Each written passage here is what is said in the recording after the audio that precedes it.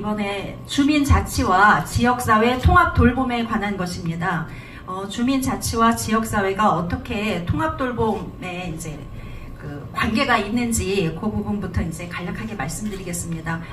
그 전에 앞서서 왜 하필 많은 도봉구의 정책들이 있는데 지역사회 통합 돌봄을 제가 주제로 잡았는지에 대해서 배경 설명을 드리겠습니다. 다 아시겠지만 우리 사회가 전반적으로 고령화가 빠르게 진행이 되고 있습니다.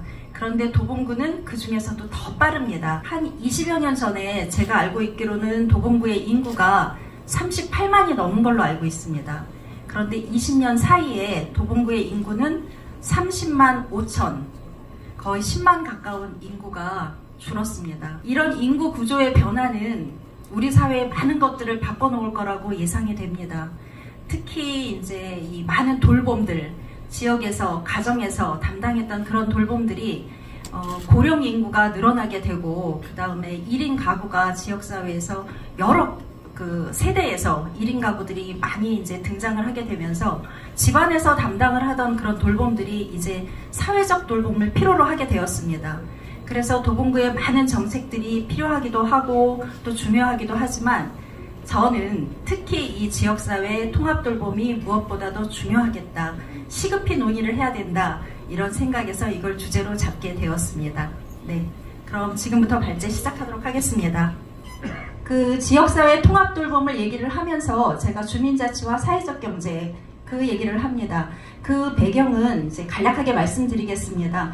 주민자치는 지역에서 통합돌봄을 논의하기 위해서는 무엇보다도 주민들이 적극적인 참여와 이러한 필요들에 대해서 적극적인 의견 개진, 그 다음에 결정권을 강화해야지만 가장 합리적인 통합 돌봄책이 나올 거라고 생각하기 때문에 그 기저에는 주민자치의 활성화가 무엇보다도 배경이 된다고 생각을 합니다. 그 다음에 사회적 경제의 생태계 구축도 지역 통합 돌봄에 빠질 수 없는 요소입니다. 그거는 사회적 경제가 시장 경제, 이윤 추구를 최대의 목표로 하는 시장 경제가 아니라 지역의 필요를 재화나 용역 등 서비스로 만들어내는 사회적 경제의 생태계가 구축되지 않는다면 통합돌봄의 정책들은 사실 무용지물이 되기가 쉽습니다. 그래서 전제로 주민자치 활성화와 사회적 경제 생태계 구축이 동시에 고민되어야 하고, 이러한 환경 속에서 도봉구만의 지역사회 통합돌봄 체계 구축이 필요하다고 보여집니다. 저는 지역사회 통합돌봄에 대해서 조금 오래전서부터 고민을 하게 됐습니다. 보시면 아시겠지만 21년도 10월 17일 날 아까 모두의 오기영 의원님이 말씀하셨던 것처럼 도봉을 지역위원회에서는 지역의 정책들을 가지고 미래 포럼의 형식으로 진행을 했었습니다. 그때 저는 주제를 마을 안전망 구축을 위한 커뮤니티 케어, 즉 지역사회 통합 돌봄으로 잡아서 당원님들과 한번 깊은 논의를 했던 적이 있습니다. 그리고 지난해에는 도봉구의 서로 돌봄 민관 네트워크가 있는데요. 이 네트워크와 공동 주체로 지역 통합 돌봄 정책 제안 토론회도 했었습니다. 그리고 작년 가을에 기억을 하시고 또 많이 참석도 해주셨지만 풀뿌리 민주주의의 실현 주민자치회에 대한 얘기도 같이 나눴었습니다. 이렇게 주민자치, 자치력이 있어야만 그걸 근간으로 해서 통합 돌봄에 대한 힘이 생긴다고 보여집니다. 그래서 주민자치에 대해서도 2년 반 정도의 의정 활동 동안 사실 놓지 않는 주제였습니다. 제가 쭉 찾아봤더니요, 3번의 구정 질문과 5분 발언, 그 다음에 올해 드디어 이제 삭감됐던 주민총회 예산을 편성하는 쾌거를 올리기도 했습니다. 그리고 구정 질문에서 사회적 경제 생태계 구축과 민관 협치에 대한 구청장의 책무에 대해서도 끊임없이 요구했습니다. 그럼 지금부터 본격적으로 통합돌봄에 대한 얘기를 해보려고 합니다. 통합돌봄은 초고령 사회에서 가장 필요한 그런 부분이라고 생각합니다. 이 통합돌봄이 지금 사회에서 특히 이제 화두가 된 것은 지난해 3월에 국회에서 통합돌봄 지원법이 통과가 됐습니다. 그런데 시행을 2년 정도 유예를 시켰습니다. 그래서 내년 3월부터 그 법이 시행이 됩니다. 그 2년간의 유예가 갖는 의미는 뭘까 생각을 해봤습니다. 그거는 바로 이 통합돌봄이 그저 법률 속에 글자가 아니라 우리의 삶을 바꿔놓는 정책들, 사업들이어야 되기 때문에 그것을 지역에서 준비를 해야 된다는 의미라고 받아들였습니다.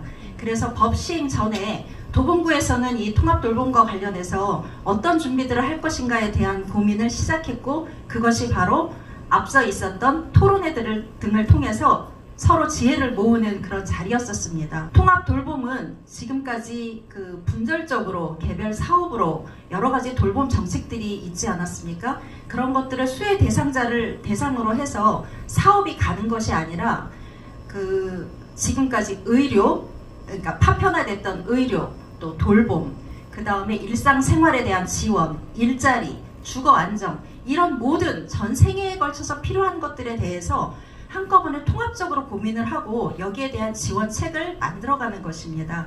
그게 바로 통합돌봄이고, 여기에 대한 필요성 인식이 꼭 필요하다는 생각에서 이 얘기를 시작하고 있습니다. 그리고 무엇보다도 저를 포함해서 여기 계시는 분들도 다 그런 생각을 한 번쯤은 해보셨을 것 같아요. 우리가 나이 들어서 어떤 시설에 가서 생을 마감하는 것이 아니라 내가 살고 있던 곳, 나와 친숙한 이웃들과 함께 눈 감는 그 순간까지 관계를 가지면서 그곳에서 생활 지원을 받고 살고 싶다, 이런 생각을 누구나 하셨을 거예요. 통합돌봄의 최종 목표는 결국은 이렇게 자기 결정권이 존중이 되는 그런 돌봄 정책들을 요구하는 것이라고 생각을 합니다. 그래서 이제 통합돌봄에서는 그걸 논의를 할 거고요. 그러기 위해서는 무엇보다도 지원 체계 구축이 필요하다고 생각을 합니다. 그리고 돌봄이 이제 다방면으로 전 세대에 걸쳐서 지금 필요로 하게 됐는데, 그러기 위해서는 무엇보다도 파편적이고 일시적인 그런 돌봄이 아니라 지속가능한 돌봄 체계의 조성이 필요하다고 생각을 합니다. 그러기 위해서는 지금까지 그 집안이나 가정 내에서나 또는 자원봉사자 뭐 이렇게 제공을 받았던 비공식적인 돌봄과 사회보장 체계 내에서 진행이 됐던 공식적인 돌봄들이 서로 잘 연계가 돼야 된다고 보여지고요. 그 다음에 생존적인 돌봄, 그저 살기 위해서 최소한의 생명 연장으로 그렇게 지원되는 돌봄이 아니라 사회적이고 인격적인 그런 돌봄으로의 전환이 필요하다고 생각을 합니다. 그런 측면에서 시설급여보다는 재가급여가 더 확대되어야지 되고, 그것을 위해서는 일이 벌어지고 난 뒤에 하는 사후적 돌봄이 아니라 선제적 돌봄 정책이 필요하다고 봅니다. 그래서 지역사회 통합돌봄이랑 관련돼서 이런 활동들을 했었고요. 마지막으로 꼭 말씀드리고 싶은 것은 바로 어제입니다. 제가 어제 서울특별시 도봉구 지역사회 통합돌봄 지원 조례를 막 발의를 했습니다.